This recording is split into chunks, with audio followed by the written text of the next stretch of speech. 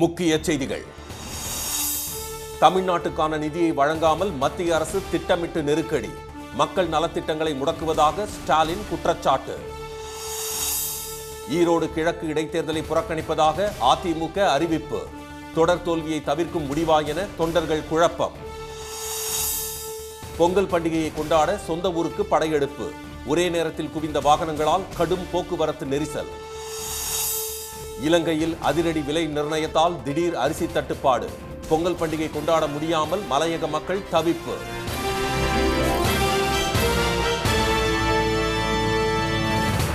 வணக்கம். வணக்கம். தமிழ்நாடு அரசுக்கு பல்வேறு திட்டங்களில் வழங்கப்பட வேண்டிய நிதியை வழங்காமல் மத்திய அரசு வேண்டுமென்றே நெருக்கடியை கொடுத்து வருவதாக முதலமைச்சர் திரு மு.க. ஸ்டாலின் குற்றம் சாட்டியுள்ளார். சட்டப்பேரவையில் ஆளுநர் உரைக்கு நன்றி தெரிவிக்கும் தீர்மானத்தின் மீதான விவாதத்திற்கு பதிலளித்து பேசிய அவர், ஃபெஞ்சல் புயல் பாதித்த போது நிவாரணப் பணிகளுக்காக மத்திய அரசிடம் 6,675 கோடி ரூபாய் கோரியும் இதுவரை எந்த நிதியும் விடுவிக்கப்படவில்லை என்று கூறினார். மிக்ஜாம் புயல் தாக்கி தென் மாவட்டங்களில் கனமழை ஏற்பட்ட போதும் தமிழக அரசு கோரிய 37,905 கோடி ரூபாயில் வெறும் 276 கோடி ரூபாயை மட்டுமே மத்திய அரசு வழங்கியதாக அவர் தெரிவித்தார். வீடுதோறும் குடிநீர் என்ற மத்திய அரசின் திட்டத்திற்காக வழங்க வேண்டிய 4,142 கோடி ரூபாயில் 732 கோடி ரூபாயை மட்டுமே வழங்கியுள்ளதாக கூறிய அவர், நிதி இல்லாமல் திட்டத்தின் செயல்பாடு முடங்கிவிடக் கூடாது என்பதற்காக தமிழக அரசே அதற்கான நிதியை செலவிட்டு வருவதாக கூறினார். கடுமையான நிதி நெருக்கடிக்கு இடையிலும் 10 ஆண்டு கால பாதாளத்தில் இருந்து தமிழ்நாடு மீட்கப்பட்டிருப்பதாக திரு ஸ்டாலின் தெரிவித்தார். ஒரு பக்கம் 2011 முதல் 2021 வரையிலான 10 ஆண்டு கால பாதாளத்திலிருந்து தமிழ்நாட்டை மீட்டெடுத்திருக்கிறோம். இன்னொரு பக்கம் ஒன்றிய அரசானது தமிழ்நாடு அரசை தொடர்ந்து புறக்கணித்தும் வஞ்சித்தும் வருது.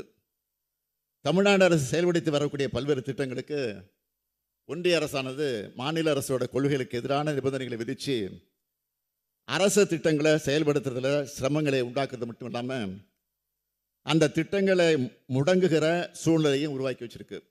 ஒருங்கிணைந்த கல்வி இயக்கத்தின் கீழ் மத்திய அரசிடமிருந்து வரவேண்டிய 2,152 கோடி ரூபாய் இன்னும் வழங்கப்படாமல் உள்ளதாக கூறிய திரு ஸ்டாலின், ஆசிரியர்களுக்கு வழங்கப்பட வேண்டிய சம்பளங்கள், கல்வி உரிமை சட்டத்தின்படி கல்வி நிறுவனங்களுக்கு வழங்க வேண்டிய கட்டணத் தொகை, பள்ளிகள் பராமரிப்பு, ஆசிரியர்களுக்கான பயிற்சி திட்டங்கள் ஆகியவற்றை தமிழக அரசு தமது சொந்த வருவாயில் இருந்து மேற்கொண்டு வருவதாக தெரிவித்தார். பிரதமர் நகர்ப்புற வீட்டு வசதி திட்டத்திற்கு மத்திய அரசு வெறும் 1.5 லட்சம் ரூபாய் மட்டுமே வழங்கும் நிலையில் தமிழ்நாடு அரசு தனது பங்களிப்பாக ஒரு வீட்டுக்கு 12 முதல் 14 லட்சம் ரூபாய் வழங்கி வருவதாக அவர் கூறினார். ஆனால் பெயர் மட்டும் அவர்களுடையது என்று அவர் தெரிவித்தார். தங்கள் திட்டங்களுக்கான நிதியை மத்திய அரசு இவ்வாறு திணிப்பதால் தமிழக அரசு தனது திட்டங்களுக்கு தடுமாறும் நிலையை வேண்டுமென்றே உருவாக்குவதாக குற்றம் சாட்டிய முதலமைச்சர், இதில் இருந்தே தமிழ்நாட்டின் நிதி நிலையை புரிந்து கொள்ளலாம் என்றும், இத்தனைக்கும் இடையேதான் தமிழ்நாடு அரசின் மக்கள் நலத்திட்டங்கள் நிறைவேற்றப்பட்டு வருவதாகவும் தெரிவித்தார். ஈரோடு இடைத்தேர்தலில் திமுக சார்பில் வேட்பாளர் அறிவிக்கப்பட்டுள்ள நிலையில் அதிமுகவும் தேமுதிகவும் தேர்தலை புறக்கணிப்பதாக அறிவித்துள்ளன. ஈரோடு கிழக்கு தொகுதி எம்எல்ஏவாக இருந்த காங்கிரஸ் மூத்த தலைவர் EVKS இளங்கோவன் உடல்நலக் குறைவால் காலமானதை தொடர்ந்து அங்கு பிப்ரவரி 5ஆம் தேதி இடைத்தேர்தல் நடைபெறுகிறது. 8ஆம் தேதி வாக்கு எண்ணிக்கை நடைபெறவுள்ளது. திமுக கூட்டணியில் காங்கிரஸ் இருமுறை வென்ற இத்தொகுதியில் இம்முறை திமுக களமிறங்கியுள்ளது. முதலமைச்சரும் திமுக தலைவருமான திரு மு.க. ஸ்டாலின் திமுக கொள்கை பரப்பு இணைச் செயலாளர் திரு VC சந்திரகுமாரை வேட்பாளராக அறிவித்துள்ளார். இதையடுத்து அவரை திரு VC சந்திரகுமார் சந்தித்து வாழ்த்து பெற்றார். தமிழ்நாட்டில் இந்தியா கூட்டணியை வழிநடத்தும் திமுகவுக்கு ஆதரவளிப்பதாக காங்கிரஸ், கம்யூனிஸ்ட் கட்சிகள், விடுதலை சிறுத்தைகள் கட்சிகள், மதிமுக, மனிதநேய மக்கள் கட்சி, கொங்குநாடு தேசிய மக்கள் கட்சி ஆகியவை அறிவித்துள்ளன. திராவிடர் கழகத்தினர் திமுகவுக்கு ஆதரவாக பணியாற்றுவார்கள் என்று அதன் தலைவர் திரு கி. வீரமணி அறிவித்துள்ளார். இந்நிலையில் சென்னையில் அதிமுக பொதுச் செயலாளர் எடப்பாடி திரு பழனிசாமி தலைமையில் அக்கட்சியின் தலைமை அலுவலகத்தில் நடந்த அதிமுக மாவட்ட செயலாளர்கள் கூட்டத்தில் ஈரோடு கிழக்கு தொகுதியில் போட்டியிடுவது குறித்து விவாதிக்கப்பட்டது. அதைத் தொடர்ந்து ஈரோடு கிழக்கு இடைத்தேர்தலை அதிமுக புறக்கணிப்பதாக அறிவிக்கப்பட்டுள்ளது. விக்கிரவாண்டியை தொடர்ந்து ஈரோடு கிழக்கு தேர்தலையும் அதிமுக புறக்கணித்திருப்பது தொடர் தோல்விக்கு முற்றுப்புள்ளி வைப்பதற்காகவா என அக்கட்சி தொண்டர்கள் குழப்பமடைந்துள்ளனர். காங்கிரசுக்கு பதிலாக திமுகவே நேரடியாக களமிறங்குவதாலும் வலுவான கூட்டணி இல்லாததாலும் டெபாசிட் பெறுவதில் சிக்கல் எழுந்தால் அது சட்டப்பேரவை தேர்தலில் எதிரொலிக்கும் என்பதாலுமே அதிமுக புறக்கணித்திருப்பதாக அரசியல் பார்வையாளர்கள் கருதுகின்றனர். இந்நிலையில் ஈரோடு கிழக்கு இடைத்தேர்தலை புறக்கணிப்பதாக தேமுதிக பொதுச் செயலாளர் திருமதி பிரேமலதா அறிவித்துள்ளார். அக்கட்சி கடந்த முறை இத்தொகுதியில் நடந்த இடைத்தேர்தலில் தனித்து போட்டியிட்டு வெறும் 1432 வாக்குகளை மட்டுமே பெற்றது குறிப்பிடத்தக்கது. சென்னையில் இருந்து தென் மாவட்டங்களை நோக்கி சொந்த வாகனங்களில் ஏராளமானோர் படையெடுத்ததால் பல கிலோமீட்டர் தூரத்திற்கு ஜிஎஸ்டி சாலையில் வாகனங்கள் அணிவகுத்தன. தைத் திருநாளை முன்னிட்டு அடுத்தடுத்து 7 நாட்கள் விடுமுறை கிடைப்பதால் சென்னையில் பணிபுரியும் வெளிமாவட்ட மக்கள் சொந்த ஊர்களுக்கு கார், இருசக்கர வாகனங்களில் நேற்று புறப்பட்டுச் சென்றனர். ஒரே நேரத்தில் ஆயிரக்கணக்கானோர் சென்றதால் சென்னை மற்றும் புறநகர் பகுதிகளில் கடும் போக்குவரத்து நெரிசல் ஏற்பட்டது. தாம்பரம், பல்லாவரம், பூவிருந்தவல்லி உள்ளிட்ட பகுதிகளில் ஏற்பட்ட போக்குவரத்து நெரிசலில் ஆம்புலன்ஸ் ஒன்று சிக்கியது.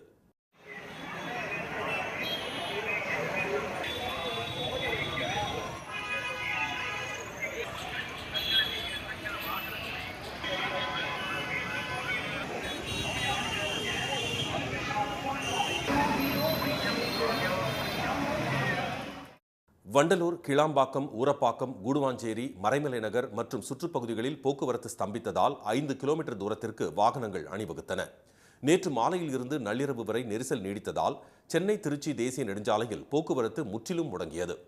மன்னார்குடி போனோம். ஆனால் நான் கிளம்பி 6:30 கிளம்புனா, ஆனால் இவ்வளோ நேரம் ஆகுது. செம்ம டிராஃபிக், வரவே முடியல. செம்ம கிரவுடு, ரொம்ப டிராஃபிக்காக இருக்குது. இவ்வளோ நேரம் ஆயிடுச்சு. நாங்கள் இங்கே கிளாம்பாக்கம் வர்றதுக்கே செம்ம டிராஃபிக் ஆயிடுச்சு. ஸோ ரொம்ப பஸ் புக் பண்ணியிருக்கோம். ஆனால் பஸ் புக் பண்ணாலுமே தீபாவளியில் ரொம்ப கஷ்டப்பட்டுட்டோம். அந்த மெசேஜ்லாம் எங்களுக்கு வரவே இல்லை. ரொம்ப ரெஸ் ஆகி ரொம்ப அவஸ்தைப்பட்டோம் தீபாவளியில் இப்போ ஆனால் ஓகே தான்.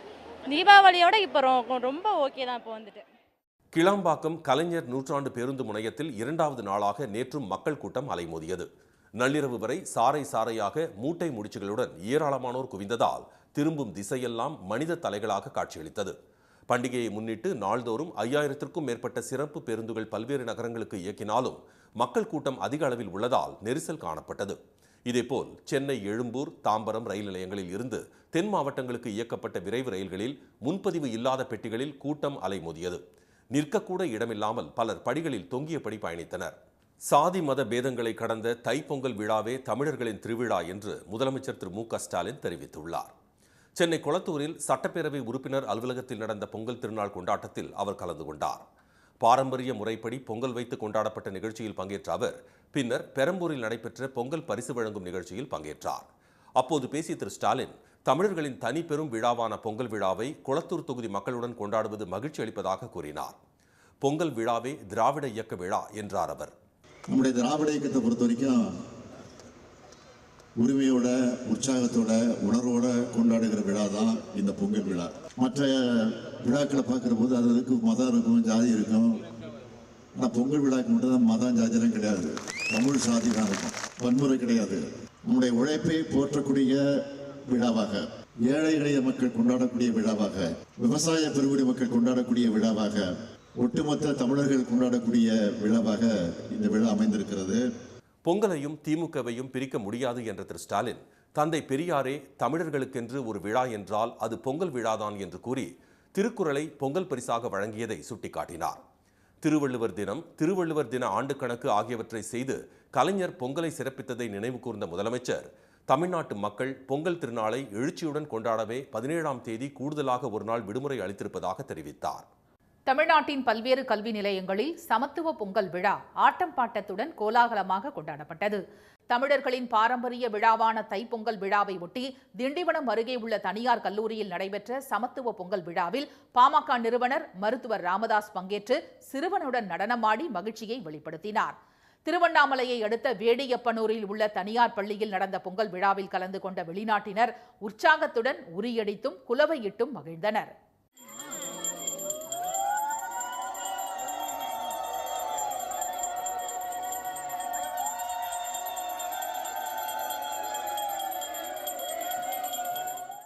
செங்கம் வட்டாட்சியர் அலுவலகத்தில் நடைபெற்ற சமத்துவ பொங்கல் கொண்டாட்டத்தில் ஆடல், பாடல் என நிகழ்ச்சிகள் களை கட்டின. பட்டுக்கோட்டை அருகே தனியார் கல்லூரி மற்றும் பள்ளியில் சமத்துவ பொங்கல் விழா கோலாகலமாக கொண்டாடப்பட்டது. சீர்காழி மற்றும் மயிலாடுதுறையில் உள்ள மகளிர் கல்லூரிகளில் பாரம்பரிய விளையாட்டுகளுடன் பொங்கல் விழா களை கட்டியது. பெண்கள் குத்தாட்டம் போட்டு மகிழ்ச்சியில் திளைத்தனர். ஸ்ரீவில்லிபுத்தூரில் உள்ள தனியார் மகளிர் கல்லூரியில் கரகாட்டம், சிலம்பாட்டம், ஒயிலாட்டம் உள்ளிட்ட பாரம்பரிய நிகழ்ச்சிகள் நடத்தப்பட்டன. முளைப்பாரி ஏந்திய மாணவிகள் கும்மி அடித்து மகிழ்ந்தனர்.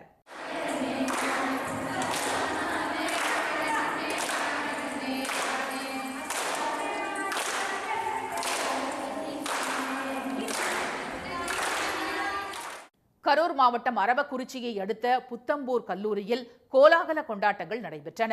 நீலகிரி மாவட்டம் கூடலூரை அடுத்துள்ள தேவாலா அரசு பழங்குடியினர் உண்டு உறைவிட உயர்நிலைப் பள்ளியில் சமத்துவ பொங்கல் கொண்டாடப்பட்டது. பாரம்பரிய கலைகளான சிலம்பாட்டம், களரி விளையாட்டுகளில் மாணவர்கள் திறமைகளை வெளிப்படுத்தினர். பொங்கல் விழாவை ஒட்டி காரைக்குடியில் உள்ள பள்ளி வளாகம் கிராமம் போன்று அமைக்கப்பட்டிருப்பது பார்வையாளர்களை வசீகரித்தது. தை திருநாள் நாளை மறுநாள் கொண்டாடப்பட உள்ளதால் மஞ்சள் கொத்து, பானை உள்ளிட்ட பொருட்களின் விற்பனை களைகட்டியுள்ளது. தமிழர் திருநாளாம் பொங்கல் பண்டிகையை நாளை மறுநாள் உலகம் முழுவதும் உள்ள தமிழர்கள் கொண்டாட தயாராகி வருகின்றனர். இதையடுத்து பண்டிகைக்கு தேவையான மண் பானை, மண் அடுப்பு, மஞ்சள் கொத்து, வாழை இலை மற்றும் காய் உள்ளிட்ட பொருட்களின் விற்பனை படுஜோராக நடைபெற்று வருகின்றது. தூத்துக்குடி அண்ணாநகர் பகுதியில் சாலையோரம் அடுக்கி வைக்கப்பட்டுள்ள மண்பானைகள், அடுப்பு உள்ளிட்டவற்றை மக்கள் ஆர்வத்துடன் வாங்கிச் சென்றனர். வர்ணம் பூசிய மண்பானைகளை மக்கள் அதிக அளவில் வாங்கிச் செல்வதாக வியாபாரிகள் தெரிவித்தனர். வாழையின் விளைச்சல் குறைந்ததால் தார் ஒன்றின் விலை 500 முதல் 1500 ரூபாய் வரை விற்கப்படுவதாக அவர்கள் கூறினர். எப்பவுமே வர வேண்டிய தூத்துக்குடி மார்க்கெட்டுக்கு வர வேண்டிய 10,000 தார் 15,000 தார் வரக்கூடிய இடத்துல இன்னைக்கு வெறும் 4,000 5,000 தார் வந்திருக்கு. காரணம் சரக்குகள் தட்டுப்பாடு காரணத்தினால விலைகளும் இன்னைக்கு விடாம போய்கிட்டு இருக்கு. காரணம் சரக்குகள் எப்பவுமே கதலி தார் 12 ரூபா 13 ரூபா போற வேண்டிய தார் இன்னைக்கு கிலோ 20 ரூபா ரேட்டுக்கு தோட்டத்திலே வாங்கிட்டு போறாங்க. அதாவது 10 டன் 2 ரூபா. சேலம் மாவட்டம் வாழப்பாடியில் பொங்கலை முன்னிட்டு 25 லட்சம் ரூபாய் வரை வாழைத்தார்கள் விற்கப்பட்டதாக விவசாயிகள் மகிழ்ச்சி தெரிவித்தனர். திருவள்ளூர் மாவட்டம் பெரியபாளையம் அருகேயுள்ள ஆர்என் கண்டிகை கிராமத்தில் பல ஏக்கரில் சாகுபடி செய்த மஞ்சள் கொத்துக்களை பொங்கல் விற்பனைக்காக விவசாயிகள் அறுவடை செய்துள்ளனர். கடந்த ஆண்டை விட இந்த ஆண்டு சென்னை, காஞ்சிபுரம், செங்கல்பட்டு பகுதிகளில் இருந்து வியாபாரிகள் நேரில் வந்து மஞ்சள் கொத்துக்களை வாங்கிச் செல்வதாக விவசாயிகள் கூறினர். இலங்கையில் பொங்கல் பண்டிகை நேரத்தில் உருவாகியிருக்கும் அரிசி தட்டுப்பாட்டால் மலையக பகுதிகளில் மக்கள் போராட்டங்களில் குதித்துள்ளனர். கடந்த 2022ஆம் ஆண்டு மிகப்பெரிய பொருளாதார நெருக்கடியையும் மக்கள் புரட்சியையும் சந்தித்த இலங்கை படிப்படியாக மீண்டு வருகிறது. ராஜபக்சே குடும்பத்தினரும் அவர்களுக்கு ஆதரவளித்த ரணில் விக்ரமசிங்கேவும் அதிகாரத்திலிருந்து அகற்றப்பட்டு அனுரகுமார திசநாயக்க அதிபராக பொறுப்பேற்றார். அவர் வழிநடத்தும் தேசிய மக்கள் சக்தி கூட்டணி நாடாளுமன்ற தேர்தலில் பெருவெற்றி பெற்று ஆட்சி அமைத்துள்ளது. இந்நிலையில் புதிய அரசின் தலைவலியாக அரிசி பிரச்சினை உருவாகியுள்ளது. ஏற்கனவே உள்நாட்டு அரிசி உற்பத்தி பாதிக்கப்பட்டு அரிசி இறக்குமதிக்கு அனுமதி வழங்கப்பட்டுள்ள நிலையில் அதன் அனுமதி நேற்றுடன் முடிவடைந்தது. மீண்டும் அரிசி இறக்குமதிக்கு அனுமதி வழங்கப்படாது என்று இலங்கை வர்த்தக மற்றும் உணவு பாதுகாப்பு அமைச்சர் வசந்த சமரசிங்க தெரிவித்துள்ளார். இந்நிலையில் 1 கிலோ நாட்டரிசி 230 ரூபாயாகவும், வெள்ளை பச்சரிசி 220 ரூபாயாகவும், சம்பா அரிசி 240 ரூபாயாகவும், கிரி அரிசி கிலோ 260 ரூபாயாகவும் அரசு நிர்ணயித்துள்ளது. ஆனால் கொழும்பு மொத்த விற்பனையகங்களில் கிலோ 290 ரூபாய்க்கு விற்பனையாகும் அரிசியை ஊருக்கு கொண்டு வந்து இறக்கும் போது கிலோ 310 ரூபாய் வரை விற்க வேண்டிய நிலை உள்ளதாக வியாபாரிகள் கூறுகின்றனர். கிலோ 230 ரூபாய்க்கு விற்க சொல்லும் நிலையில் அதைவிட 1 ரூபாய் அதிகமாக விற்பனை செய்தாலும் அபராதம் செலுத்த நேரிடும் என்பதால் அரசையும் மக்களையும் பகைத்துக் கொள்ள முடியாமல் அரிசி விற்பனையை அவர்கள் தவிர்த்து வருகின்றனர். இதனால் பொங்கல் பண்டிகை கொண்டாடப்படும் நேரத்தில் அரிசி தட்டுப்பாடு ஏற்பட்டுள்ளது. இதையடுத்து அரசு உடனடியாக நடவடிக்கை எடுக்க வலியுறுத்தி மலையக பகுதிகளில் மக்கள் போராட்டங்களில் குதித்துள்ளனர். அனுரகுமார அரசு உடனடியாக இப்பிரச்சனையில் தலையிட்டு உரிய நடவடிக்கை எடுக்க வேண்டும் என்று அவர்கள் கோரிக்கை விடுத்துள்ளனர். இங்கிலாந்துக்கு எதிரான 20 ஓவருக்கான இந்திய கிரிக்கெட் அணி அறிவிக்கப்பட்டுள்ளது. இந்தியாவில் சுற்றுப்பயணம் மேற்கொள்ளும் அந்த அணி 5 போட்டிகள் கொண்ட 20 ஓவர் தொடரில் விளையாட உள்ளது. முதல் போட்டி வரும் 22ஆம் தேதி கொல்கத்தாவில் நடைபெறுகிறது.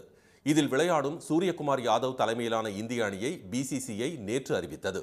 சஞ்சு சாம்சன், அபிஷேக் சர்மா, திலக் வர்மா, ஹர்திக் பாண்டியா, ரிங்கு சிங், நிதிஷ்குமார், அக்சர் பட்டேல், ஹர்ஷித் ராணா, அர்ஷ்தீப் சிங், முகமது ஷமி, வருண் சக்கரவர்த்தி, ரவி பிஷ்னோய், வாஷிங்டன் சுந்தர், த்ருவ் ஜூரல் ஆகியோர் அணியில் இடம்பெற்றுள்ளனர்.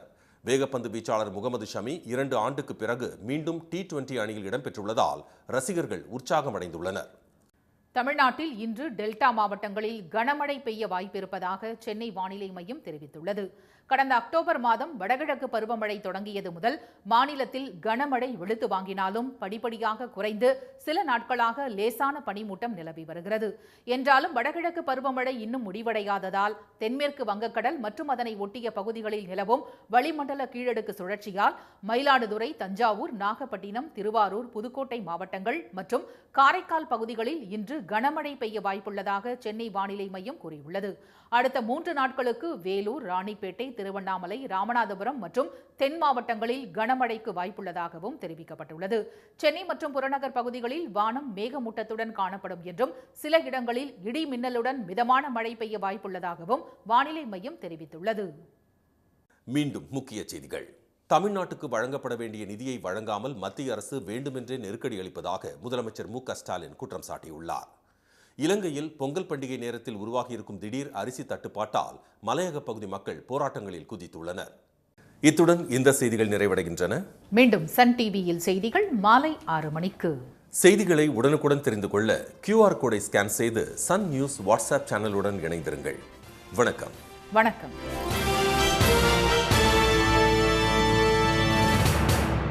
உடனுக்குடன் செய்திகளை தெரிந்து கொள்ள சன் நியூஸ் பெல் ஐகானை கிளிக் பண்ணுங்க.